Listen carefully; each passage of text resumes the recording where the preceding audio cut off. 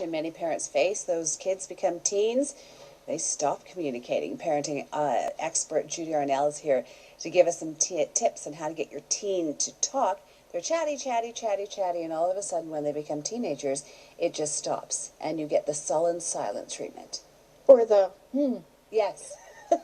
Yes, that's those very great common. sounds. Yeah, really informative sounds. Very bonding, like, how do we get them out of that?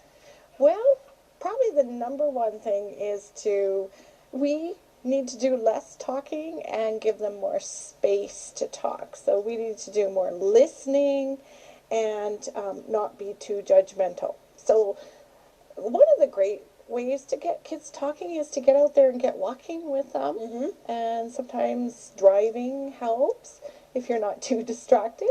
And I've heard friends that are parents of teens say that driving is often a terrific way, and not to make the kid feel like they're boxed in and they're going to get, bulleted with questions, but you just sort of set a sort of an easy tone, and the words sometimes just come. Yeah, so asking open-ended questions while you're driving, like, how did you feel about that? What did you think? So questions that start with how or what are good for not getting one-word answers. You get a bit more.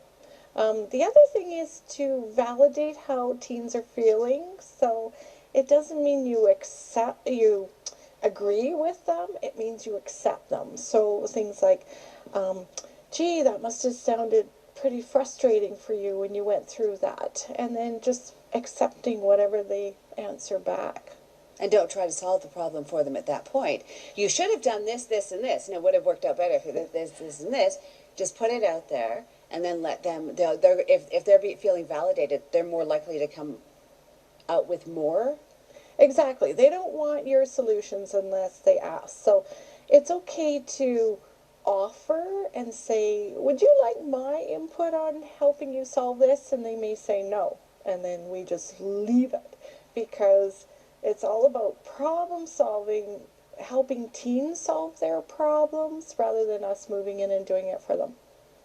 We've been solving their problems all those years up to the teen years. And we're so good at it. Of course but we we have are. To back we off. have all the answers. So that's a challenge for parents. You have to back off, more listening, how or what questions are going to elicit more of a response, and create an environment, walking, driving, even doing a task together when you're doing the dishes together.